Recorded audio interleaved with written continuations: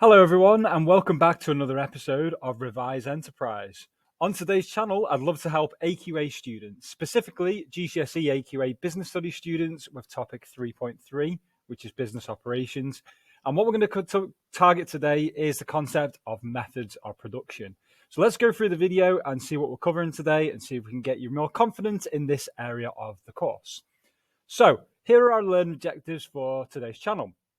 Number one, we want to know what the process of production is. That's our first step. Number two, to explain the difference between job and flow production methods and the advantages and disadvantages associated with both methods. And then finally, to describe when it might be appropriate to utilize job and flow production methods in a business. So I'd love to be able to go through all three of those learning objectives today, get you a bit more confident in all three areas. So let's go through learning objective one then. So what is the process of production? So before we go through the difference between the two methods of production, we need to know first what production actually is. So production, as a quote, is the act of creating or manufacturing products using raw materials, as simple as that. So an example might be a business that produces picnic tables using wood. And there's two categories of production which we'll go through on today's video and look at the advantages and disadvantages of both methods. All right, so the first method we're going to look at is job production. So you need to know this as part of your course, what job production actually is. So I'm giving you a little quote here on your screen to support your learning. So job production is used when a business manufactures individual unique products that are tailored specifically to a customer's needs or specifications. So every time a product is manufactured, produced, it's very different and it's very specific and niche towards individual customers. That is the main purpose of job production.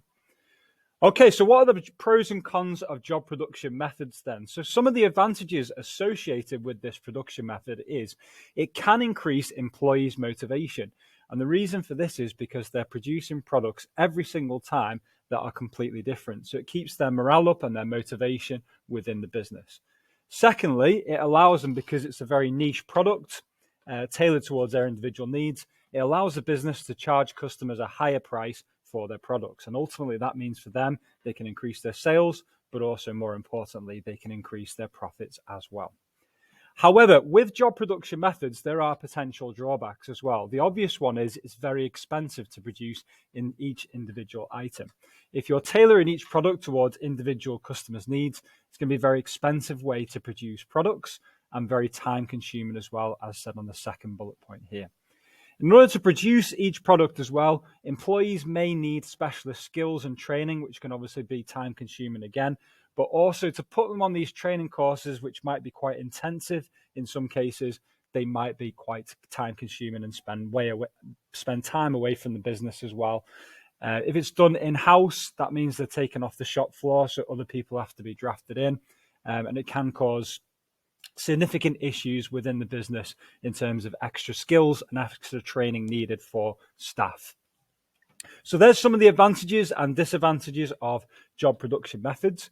The other production method you need to know as part of AQA is flow production. So this is completely the opposite method to job production. So this is when a business wants to manufacture products that are identical, so exactly the same. And the aim here is to produce as many products as possible along an assembly line. So it's like a production method which is exactly the same every single time. Products are produced in exactly the same way every single time. Okay, so what are the pros and cons potentially of this method? So advantages of flow production methods are there's a lower cost per unit and the business can produce a large volume of products in a shorter space of time. Now, of course, with lower cost per unit, the correct formula that you need to remember is it's the total costs, so your fixed and variable costs added together, divided by your cost per unit. So, of course, if you can produce more units, that's a good thing because that's going to lower your cost per unit for the business. Okay, some drawbacks then, potentially expensive to set up. And the reason for that is the business will need specific technology or machinery in order to set up flow production efficiently. Employees can become bored or demotivated because they are doing the same things again and again. So there's nothing to change in terms of the way they're working. So it can decrease their motivation. And it requires a lot of factory space for product storage as well. So once the products are made, once they're developed, you need a lot of space in a factory in order to store them as well. Okay, learn objective 3 then. So when is it appropriate to use job production methods within a business environment? So of course, as we take it back from our previous slides, job production methods are used when a business manufactures individual, unique products. They're tailored towards individual customers' needs. So often with these products, they are handmade, they are made to measure or built to a certain specification for that individual customer. And on this slide here, what I've got for you is a few examples of products that might be developed using job production methods. So the first one is building a ship. Obviously, it has specific specifications that need to be adhered to. It is built to a certain specification, and it's not flow production method because every single ship will be built in a completely different way. Second one is handmade furniture. If the customer wants something that is tailor-made to their individual needs, they can have that. All right, and of course, that's not flow production because it's unique to individual customers. And then the obvious one with made-to-measure clothing is a wedding dress. All right, so something that's made to measure for the bride on the day is an example of a job production method in terms of made-to-measure clothing.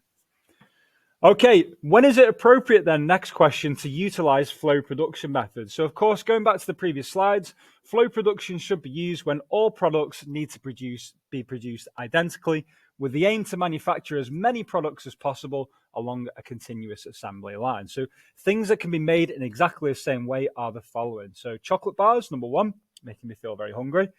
Number two is soda drinks like Coca-Cola. They're produced in a factory on a single line. And the idea here is flow production, so to bring the cost per unit down and to produce as many as you can in a shorter space of time as possible. And then car manufacturing as well. So once you've got a specification for a car, they're all developed or made they're all developed on a production line in exactly the same way. So there's some examples for you to support you of when you might use, just to picture it in your mind, flow production methods as well.